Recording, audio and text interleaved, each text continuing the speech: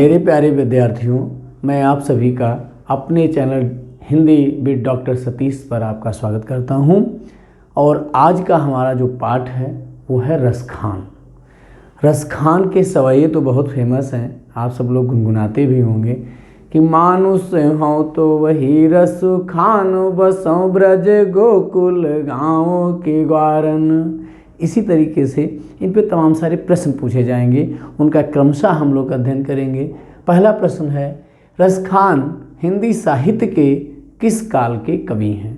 तो मेरे बच्चों, आपको पता है कि रसखान भक्ति काल के कवि हैं। आपका विकल्प खा सही है। अगला प्रश्न बनता है, रसखान का जन्म कब हुआ था? तो यदि आपने जीवन परिचय याद किया है, आपको पता होगा कि 1533 ईस्वी में रसखान का जन्म हुआ था। मेरे बच्चों, रसखान का सही नाम कभी कभी पूछा जाता है या रसखान का पूरा नाम क्या था ये पूछा जाता है। तो रसखान का पूरा नाम सैयद इब्राहिम था। आपका विकल्प का सही होगा। एक प्रश्न और है जो दो तरीके से पूछा जाता है कि रसखान का प्रिय छंद क्या है? रसखान ने अपनी रचनाओं को सबसे ज़्यादा किस छंद में लिखा है? मैंने अभी आपको गा के भी सुनाया था, क्या था? सवैया। तो इसका उत्तर क्या हो जाएगा? सवैया। इसलिए आपका विकल्प गा सही है। रसखान की मृत्यु कब हुई थी? 1620 नहीं, 1618 सही। इसका मतलब आपका विकल्प खा सही है। मेरे बच्चों, अगला प्रश्न है, रसखान जी किस देव के भक्त थे? या ये कहो रसखान जी किसके उपासक थे? तो श्री राम नहीं, क्योंकि मैं पहले बता चुका हूँ कृष्ण मार्गी शाखा के थे। तो इसका सही उत्तर क्या होगा? श्री कृष्ण के उपासक थे। किसके? श्री कृष्ण के।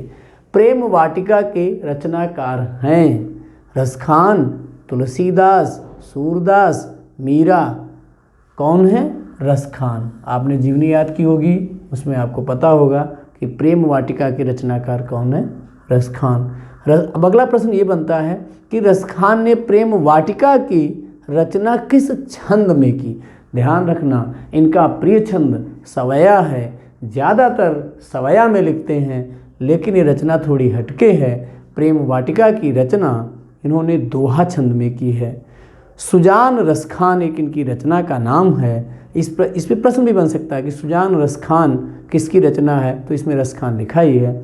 अब की इसमें पूछा है कि छंदों की संख्या कितनी है? तो सुजान रसखान में 139 छंद हैं। आपका विकल्प का सही है। मेरे बच्चों, विकल्प नहीं याद करना चाहिए, उत्तर याद करना चाहिए। मेरे बच्चों, प्रश्न है, रसखान ने अपनी रचना सर्वाधिक किस भाषा में की? केवल प्रश्न को मोड़ा गया है। अवधी, ब्रज, भोजपुरी, मैथिली। आपको पता है जब ये ब्रज क्षेत्र में रहते थे तो इनकी भाषा क्या होगी? ब्रज भाषा। इसलिए ये विकल्प क्या सही होगा?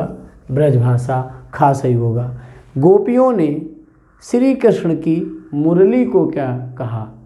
अब इस प्रश्न को ऐसे भी पूछा जा सकता है कि वो उसे किस रूप में मानती हैं? सौत के रूप में, वाणी के रूप में, मौसी के रूप में, या कोई नहीं। देखो, अगर आपने सवैया पढ़ा होगा तो उसमें आता है सौतिन तापिन क्यों सही है? तो सौत के रूप में माना था। क्या माना था बेटा? सौत के रूप में। फिर अगला एक प्रश्न बनता है, दूसरे जन्म में रसखान कहाँ बसना चाहते हैं? अयोध्या में? नहीं। काशी में? नहीं। ब्रज क्षेत्र में? बिल्कुल बसना चाहते हैं कि मानुष हो तो बसो ब्रज गोकुल। ब्रज में रहना चाहते हैं, इसलिए इसका विकल्प क्या सही हो जाएगा? अगले जन्म में रसखान पक्षी बनने पर किस पेड़ की डाल पर बैठना चाहते हैं? तो आपने अगर सवैया पढ़ा होगा तो उसका विकल्प कदम, कि जो खग हो तो बसेरो करो, कली कालिंदी कूल कदम्बों की डारन। तो कदम्ब की डाल पर वो बैठना चाहते हैं। अगला प्रश्न। मेरे बच्चों, 2-3 प्रश्न और बचे हैं। भगवान श्री कृष्ण के हाथ से माखन और रोटी कौन ले गया? अब प्रश्न दिया है स्वान। स्वान का अर्थ होता है कुत्ता। कौवा, क्वाले, कोई नहीं। आपने अगर इसको ठीक से पढ़ा होगा तो एक लाइन आती है, हर किस काग के भाग बड़े सजनी, हरि हाथ से ले गए वो माखन रोटी। तो काग का अर्थ कौवा, इसका विकल्प कौवा सही है। गोपियों को किससे ईर्ष्या होती है? बड़ा स्पष्ट प्रश्न है, बड़ा सरल प्रश्न है कि वो मुरली से ईर्ष्या करती हैं, तो मुरली को बंसी भी कहा जाता है, इसलिए उत्तर आपका का बंसी सही है।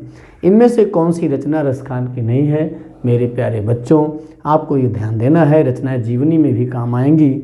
सुजान रसखान है, प्रेम वाटिका है, अष्टयाम है, इसका मतलब विकल्प घ सही होगा। सभी इनकी ये सारी रचनाएं हैं। मेरे प्यारे बच्चों, आपको ये सारे प्रश्न समझ में आ गए होंगे, मुझे पूरा विश्वास है।